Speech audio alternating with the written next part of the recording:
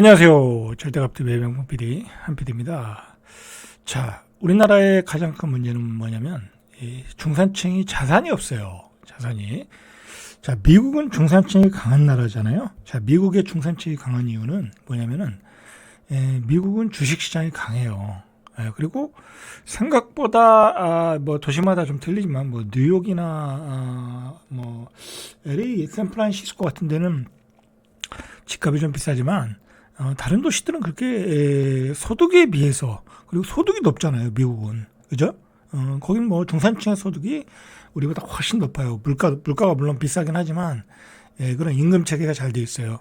그리고 그걸 가지고 또 주식을 투자하면 미국의 주식은 뭐 요즘은 좀 떨어졌지만 계속 우상향이고, 그죠? 말 그대로 미국 또 연금은 또 주식 투자해서 거기서 또 얻은 소득을 또 연금으로 돌려주고. 자, 그래서 미국은 굉장히 강한 나라가 된 거죠. 자, 그런데 우리나라를 비교해 보면, 자, 우리나라는 우리가 주식에 투자하면 어떻게 돼요? 우리 코스피 주식에 투자하면 거의 다 깨져요. 그죠? 뭐 우리 지수가 알려주고 있잖아요. 그냥 계속 뭐 10년 전보다 더 못한 코스피 지수, 그리고 코스닥 지수, 뭐 아무리 장기 투자하면 뭐 더 20% 30% 또는 반토막이 나는 그런 주식시장이니까 주식시장에 대한 신뢰가 전혀 없어요. 그죠? 그러니까 뭐 테마주가 극성을 부리고, 그죠? 작전주가 극성을 부리고, 삼성전자 사도 5만원 6만원이고, 맨날 5만원 6만원이고, 그죠? 그리고 8만원 9만원에 하면 물리고 우상향이 안 되는 거예요. 그죠?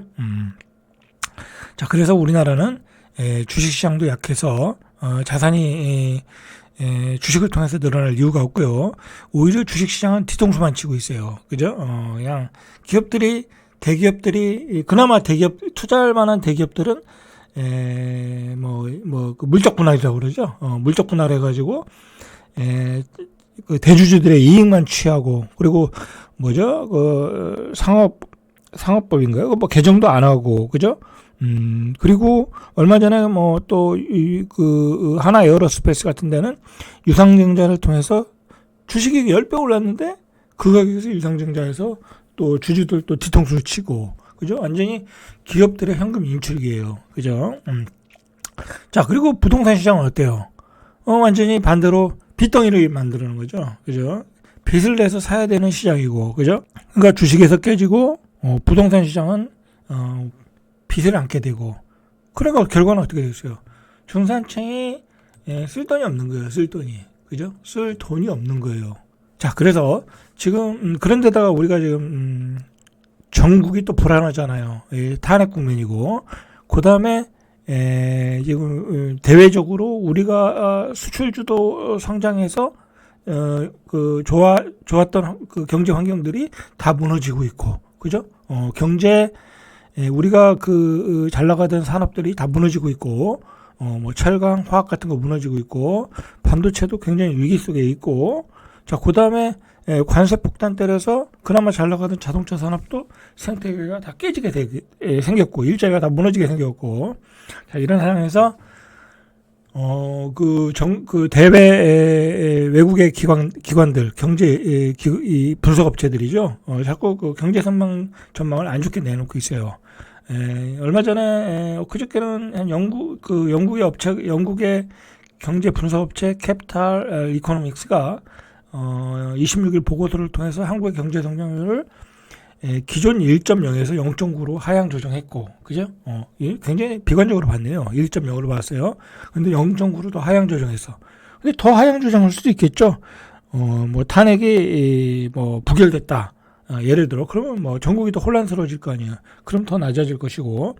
자, 근데 사실상 경제 성장률 0%대가 되면요, 작년에 한 1.89 정도 나왔죠. 9 정도 나온 걸로 알고 있는데, 자, 이렇게 되면 반토막 나는 거잖아요.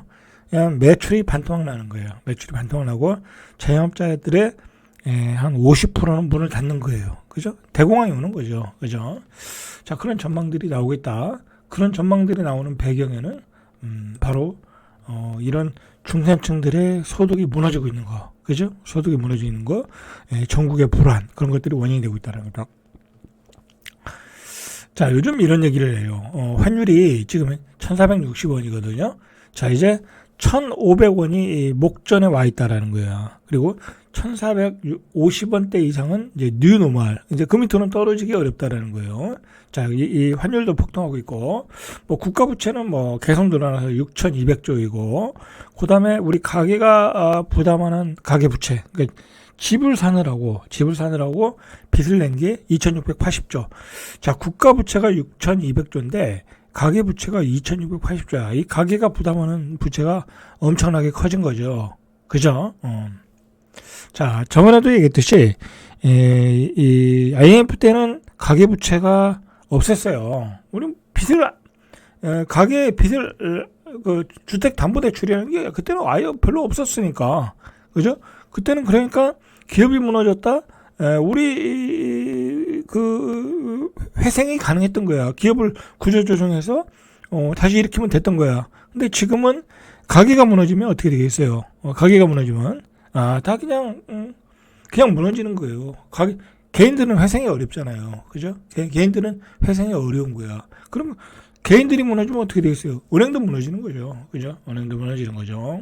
자, 이런 상황이죠. 이런 상황에서 지금 이제 소위 그 똘똘한 한 채만 가격이 급등하는 이상 현상이 나오는 거죠. 자, 그럼 뒤에서 이야기하고요. 자, 이런 상황에서 청년 백수가 한 120만 명, 이제 취업이 이제 안 되기 시작하게 된 거예요. 뭐 기업이 어려운데 사람을 뽑겠어요? 그죠? 대기업들이 올해 채용 계획이 없는 기업이 61%, 그죠? 61%가 채용 계획이 없다고 그래요. 그리고 요즘 얼마나 불황이냐면 맛집도 장사가 안 돼요. 그죠? 맛집도 장사가 안 돼가지고 갔다 오신 분들이 뭐라고 그러냐면 맛집이 친절해졌다는 거야. 친절해졌대요. 장사가 안 되니까 맛집은 친절하지 않잖아요. 그죠? 자, 그런 상황이다. 자, 이 0점대로 예상하는 원인을 우리가 봐야 돼요. 이 캐피탈 이코노믹스에서 뭐라고 그랬냐면, 이 보고서에서 뭐라고 그랬냐면, 현재 주요 불확실성의 요인은 헌법재판소의 윤석열 대통령 판결이다. 자, 세계는 이것을 주목하고 있는 거예요. 그죠? 한 100일 이상 지연되고 있는 이 대통령 판결을 보고 있고, 자, 만약에 기각이 되면 한국은 정치 혼란에 빠질 수밖에 없다. 그리고 인용에 따른 뭐 기각을 하든 인용에 따른 대선 후 정치 안정과 금리 인하, 수출 개선에도 정부 지출 둔화와 부동산 소비 등이 낮은 성장을 이끌 거다. 뭐 인용이 되든 부결이 되든 낮은 경제 성장률을 이끌 거라는 거예요. 이런 전국의 불안이 이렇게 분석을 하고 있다라는 거예요. 자, 이게 대내적으로는 우리 정치의 불안, 우리 저성장 뭐 그런 게 있지만 대외적으로는 어때요? 지금 미국도 폭락 중이에요. 그죠? 미국이 왜 폭락 중이에요? 관세 발이죠. 관세를 때리니까 물가가 올라가는 거 아니에요. 인플레 경기 우려가 오고 있는 거예요. 그래서 미국도 나스닥에 어제 금요일 날도 많이 빠졌지만 미국의 나스닥이 또 2차 하락을 시작했어요. 그죠? 나스닥이 2차 하락을 시작해서 개인적으로는 미국의 나스닥은 4월 달에 계속 빠질 가능성이 많아요. 왜?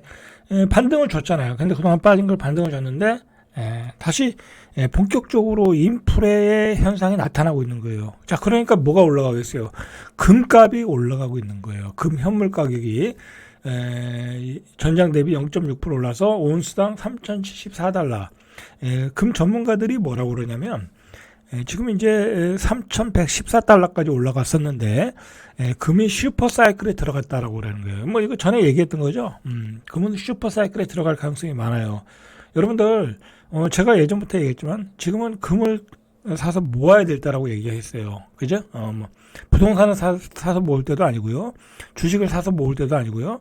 금을 좀 많이 사서 모을 때다. 아직 금은 올라갈 거리가 많다. 그 원인은 역시 인플레다. 인플레. 지금 뭐 세계가 온통 인플레에 유발할 수 있는 요인들밖에 없어요. 관세, 기후변화, 그죠? 공급망 깨져, 그죠?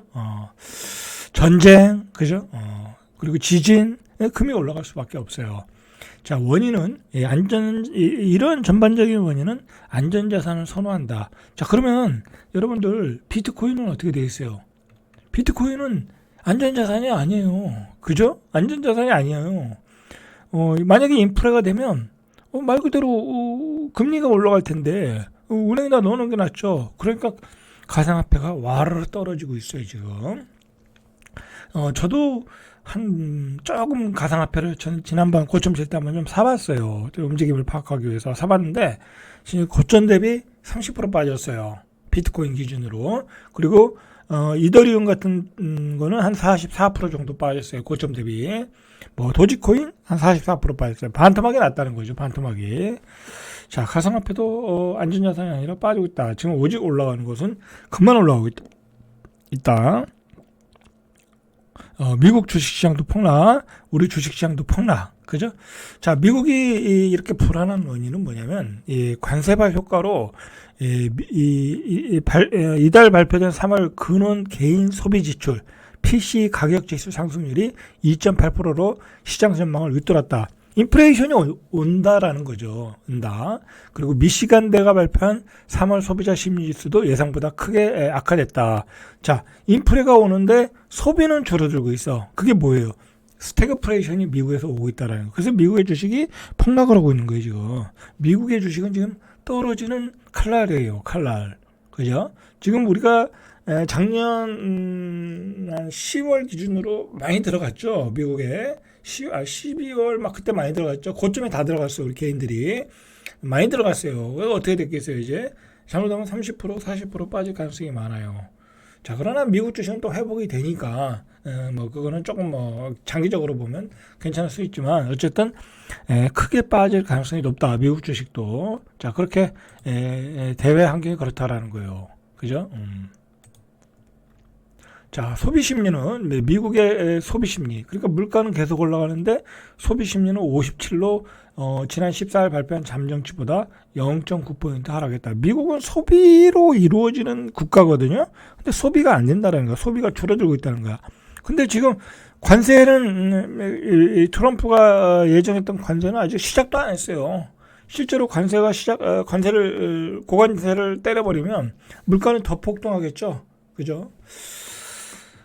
자, 미국의 상황도 안 좋고 우리 상황도 안 좋고 그죠? 우리 중산층은 주식시장에서 계속 깨지고 그리고 부동산을 사가지고 빚은 많이 졌고 당연히 안 좋죠. 경제 전망이 안 좋게 나올 수밖에 없죠. 자, 그러니까 결국은 그 무슨 수치로 나타나냐면 한국의 대외 신용 위험도라고 그러죠. CDS 프리미엄이라는 거예요. 이게 높아지면 한국의 대외 신용도가 위험해지는 거예요. 그죠?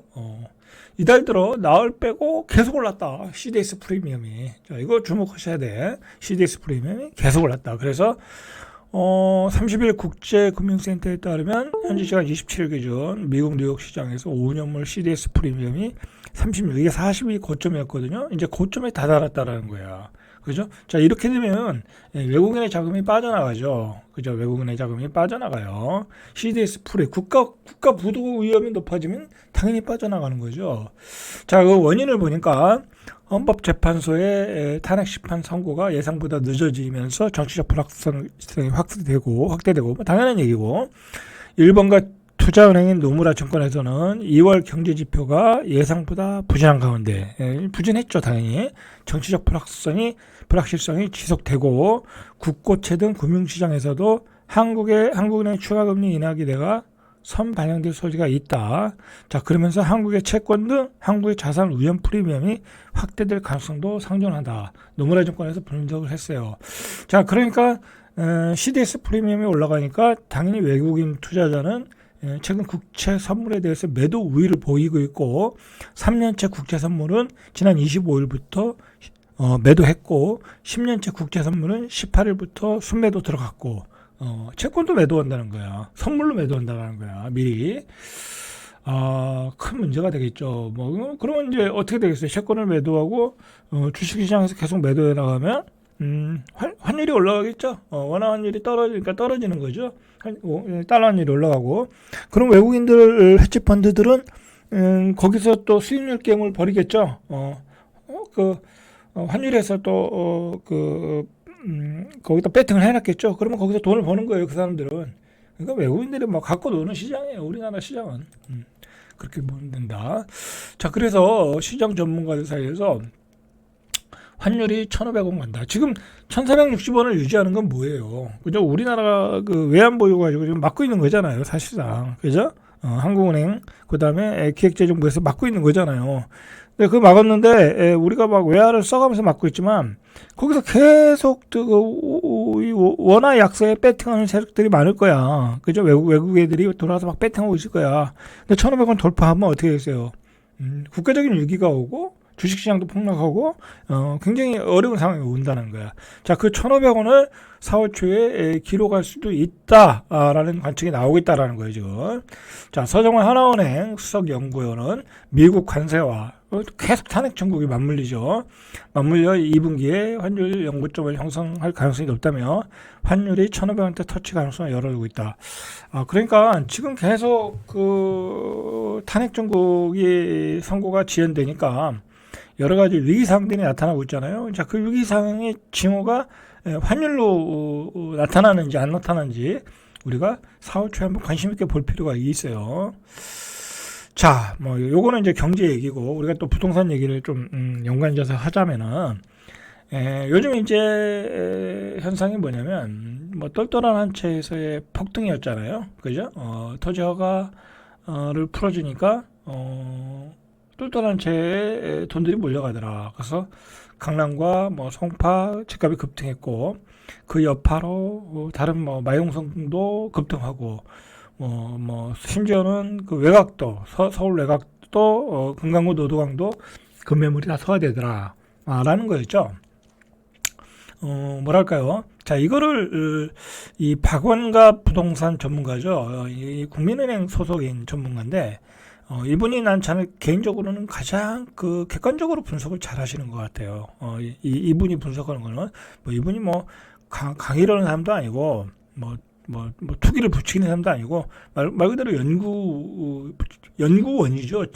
요즘은 옛날에 이런 분들이 전문가였는데 요즘은 투기 강의를 하는 사람들이 전문가야. 뭐 그건 전문가라고 볼 수 없죠. 투기 강사죠. 자, 어쨌든 자 이분이 분석을 한 게 뭐냐면 이번에 폭등의 원인은 불안한 심리가 작동했다라는 거야. 불안한 심리라는 거야. 강남이 계속 올라.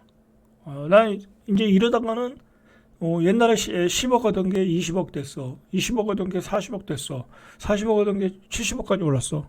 야, 이거 이러다가 강남에 못 들어가겠다. 그죠? 이거는 강남의 새 아파트는, 좋은 아파트는 공장에서 막 찍어낼 수 있는 그런 공급이 무한대로 가능한 아파트도 아닌데, 이러다간 진짜 못 들어가겠다. 가격은 올라가면 잘 떨어지지도 않고, 이런 불안한 심리가 강남을 폭등시켰다라는 거야. 그죠?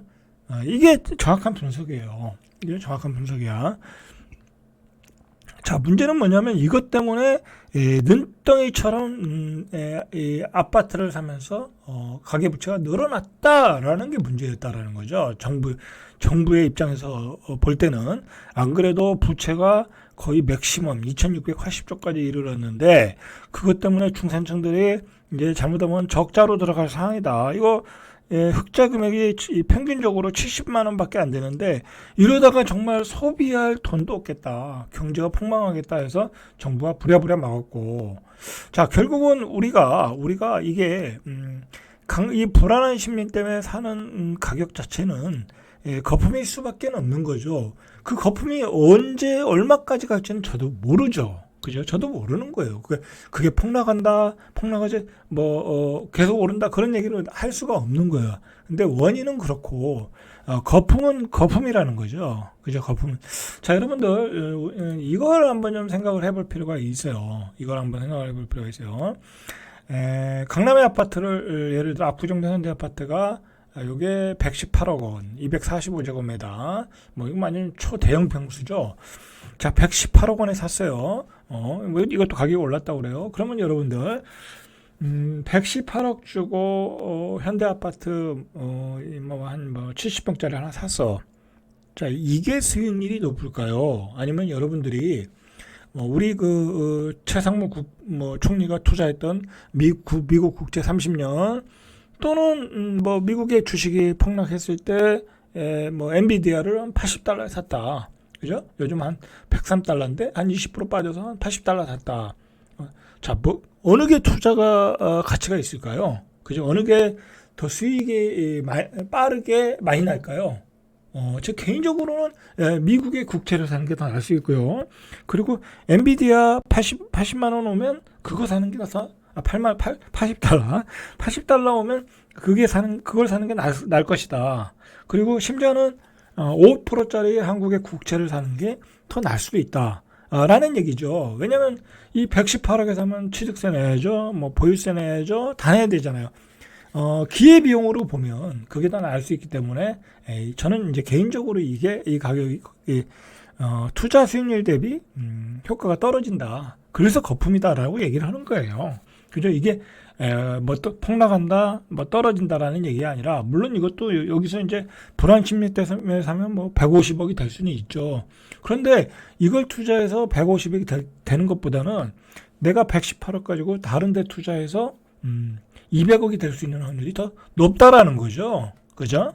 그런 점에서 거품이 끼고 있다라고 말씀을 드리는 거예요.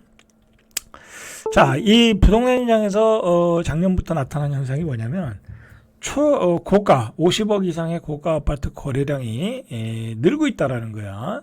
3월 그러니까 1월부터 3월까지 기간을 통계를 보니까 지난해 같은 기간보다 3배 늘었다라는 거야. 50억 이상의 아파트 거래가 가격이 올라갔으니까 그런 이유도 있고요. 여러 가지 있어요. 이 원인 중에 하나가요. 뭐냐면 잘 보셔야 돼. 이게 사실은 이게 거품의 원인이에요. 거품의 원인. 옛날에는 자산가들이 꼬마 빌딩을 투자했어요. 그리고 강남의 건물에 투자하는 게 어떤 트렌드였어요. 그죠? 근데 지금 꼬마 빌딩 투자 잘 안 해요. 그죠? 뭐 서울이라고 해도 잘 안 해요. 너무 거품이 많이 꼈기 때문에. 이 수익률이 안 나와요. 수익률이 뭐 3%도 안 나와요. 뭐 2%, 1.1% 그래요. 너무 많이 가격이 올라서. 강남도 마찬가지고. 근데 생각을 해보니까 그 수익률이 안 나오면 이 임대 수익률이 안 나오면 꼬마 빌딩은 투자 가치가 떨어져요. 그죠? 뭐 그게 재개발되고 뭐 그러면 올라갈지 모르지만 최소한 임대가 안 나가. 요즘 연예인들이 이 건물 샀는데 임대가 안 나간다는 이유가 그런 거예요. 이 수익률이 안 나오니까. 자, 그러니까 사람들이 가격이 안 올라가죠. 이제 그런 돈을 가지고 초고가 아파트로 들어온다라는 거예요. 자, 바로 꼬마 빌딩 수요가 초고가 아파트로 들어오고 있다라는 거야. 그죠? 그러면서 거품이 만들어지고 있다라는 거예요. 그죠? 그리고 지방의 현금 부자들이 누구예요? 지방의 빌딩을 많이 가지고 있는 사람들이잖아요. 그리고 지방의 땅을 많이 가지고 있는 사람들이잖아요. 자, 그런 사람들도 돈을 들고 오는 거야. 그죠? 그러면서 초고가 아파트의 유동성이 빨려 들어가고 있다. 그러면서 거품이 좀 만들어지고 있다라는 거죠. 자, 그런 거품을 만들게끔 문을 열어준 게 토지거래 해제였고, 깜짝 놀란 정부가 다시 문을 잠가버렸죠. 골치 아픈 상황이 돼버렸어요. 이게. 사실은 토지거래 허가 이 규제는 이 독약 같은 거거든요. 이걸 언제까지 안 풀어줄 수가 없어요. 언젠가는 풀어줘야 되는데 이게 큰 문제가 됐어요. 풀어주면 또 집값이 폭등하고. 자, 그러니까 여러 가지 지금 장치가 필요하죠. 그걸 풀어주기 위한 여러 가지 장치가 필요한 거예요. 첫 번째는 뭐예요? 일단은 국토균형 발전이 돼야 되는 거예요. 그거부터 안 되면 서울로 다 쏠리고 서울의 핵심지로 쏠릴 수밖에 없다라는 거야. 자, 그런데다가 자, 우리나라는 어떤 그 강력한 그 불패 신화가 있냐면 최고급지를 선점을 하면 나의 자산은 그냥 놀고 먹어도 폭등한다. 그래서 대한민국의 상위 1%, 0.1%가 아니죠. 0.1%가 된다라는. 쉽게 말해서 내가 지금의 대한민국에서 가장 좋은 아파트는 어디예요? 압구정동 현대아파트잖아요. 그죠? 거기에 재건축해가지고 올라가면 그 아파트가 최고 좋은 아파트 아니에요? 자, 그 아파트에 선정을 하면 나는 대한민국의 0.1%가 된다는 거. 그러니까 너도 나도 빚을 내고 들어가는 거예요. 거기다 깃발 꽂으려고. 그죠? 자, 그런 원인 때문에 그 돈이 거기로 다 쏠려 들어가는 거예요. 그래서 잠실에 사는 사람은 반포동 대치동으로 가고, 반포 대치동에 사는 사람은 압구정동으로 가고, 그러면서 초고가 아파트로 들어가고 있다라는 거죠. 그걸 우리 역사가 벼줬던 거잖아요. 그죠? 자, 100억 이상 거래도 이상 거래도 6건에서 23건으로 4배 이상 늘었어요. 그죠? 100억 이상도 4배 이상 늘었다. 자, 이런 똘똘한 화재 선호 현상이 다시 폭발적으로 증가하고 했다. 제가 지금까지 말한 이유들이 다 그런 거예요. 거기다 강력한 불패신화를 또 배줬고. 자, A 중개소 대표는 압구정동 한남동 일대는 한강변의 대체 불가능한 입지에 매물도 많잖아, 희소성이 높다. 바로 이거예요. 희소 가치가 있기 때문에 불안한 사람들이, 그런데다가 지방 같은 데는 계속 떨어져. 완전히. 그리고 다 상권이 무너지고 있어. 야, 이게 마지막이다 하고 다 싸들고 올라오는 거예요, 지금. 그런 포모 증후군이 있던 거죠. 그리고 실제로요, 이게 문제가 심각한 게, 지난해 3분기 강남대로 중대형 상가 공시률을 보세요. 지금 내수 경기가 안 좋잖아요. 그리고 상권이 다 무너지는데 강남 상권도 무너지고 있어요. 그죠? 강남에 가보세요. 그냥 다 임대 붙여 있잖아요. 예전에 냈던 임대료를 낼 수가 없는 거야. 지금 장사를 하면서. 이 소비 트렌드가 바뀌었잖아요. 이제는 막 상권도 유행을 타고, 그죠? 이 상권 저 상권 유행을 타고, 그다음에 우리 소비 트렌드가 온라인으로 다 바뀌면서, 그죠? 그리고 이제 소비도 못 하고, 그러면서 강남 대로 상가 공시률이 10.3%예요. 그죠? 계속 올라가고 있어요. 1분기 8%, 2분기 9.54, 3분기 10.3% 계속 올라가고 있다. 그래서 올해 1월 상가 사무실 거래량이 전월 대비 43.7% 반토막이 나왔어요. 그죠? 그러니까 상가를 가진 사람이 어떻게 하겠어요? 상가 팔아서 초고가 아파트로 가자. 그죠? 100억짜리 상가 팔아서 100억짜리 아파트 사자. 저기는 희소 가치는 있지 않냐. 그런 현상이 지금 나타나고 있다라고 보시면 되죠. 자, 실제로 남여구 우리은행 그 영업전략부 부동산 연구원은 금리나 기대감, 또 금리까지 요즘 떨어지고 있고 토지거래 해제로 거래가 활발해지자 주공 5단지 잠실 재건축 단지를 매도하고 압구정 재건축 단지로 이동한다. 그런 상향 이동을 또 하고 있고요.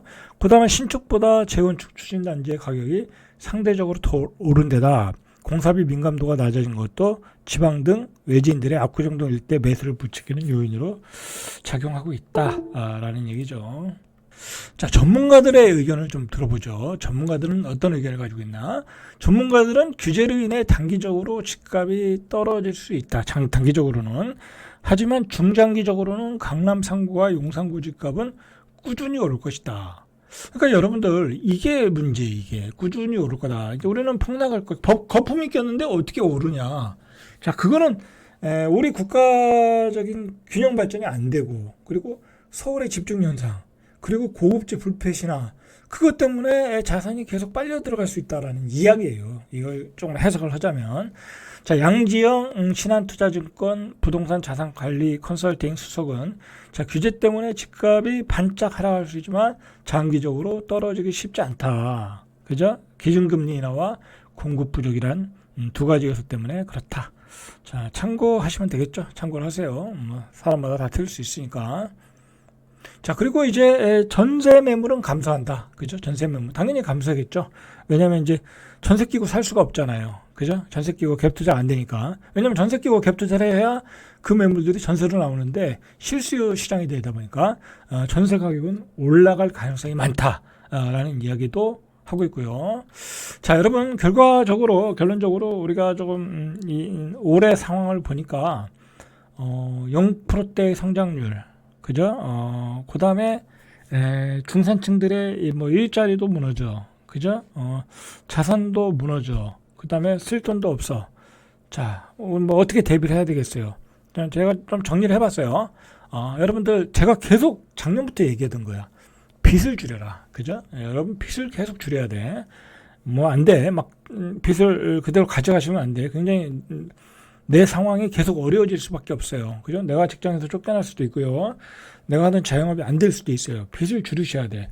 빚을 도저히 줄일 수 없다면 집을 줄이셔야 돼. 32평 살던 거 25평으로 줄이셔야 돼. 전세 5억짜리 살던 거 3억짜리로 줄이셔야 돼. 어쩔 수 없어. 자, 그리고 소비를 줄이셔야 돼. 소비를 줄여서 빚을 갚으란 얘기야. 그죠? 그리고 고정비용을 계속 줄이셔야 돼. 고정비용을. 전기도 아껴 쓰고, 물도 아껴 쓰고, 그죠? 그리고 생활 패턴도 바꾸시고, 이제 여행 가던 거 가지 마세요. 그죠? 여행 가던 거 가지 마세요. 빚을 갚으세요, 빚을. 그죠? 자, 그렇게 해서 험난한 미래를 준비하셔야 돼. 그죠? 아주, 험난한 미래가 우리를 기다리고 있어요. 그죠? 여러분들, 험난한 미래가 기다리고 있다. 그거 반드시 기억하시고, 제가 다 이야기했잖아요. 지금, 우리 중산층에게 유리한 환경이 절대 없어요. 그죠? 자꾸 집값은 안 떨어지고, 그죠? 오히려 폭등을 하고 있고, 그죠? 그런 심리가 강하고, 그 다음에 전세 가격은 올라가고, 그죠? 그리고 물가는 폭등하고, 일자리는 자꾸 사라지고, 험난한 미래가 준비하고 있다. 자, 이상 절대값TV의 명품 PD, 한 PD였습니다.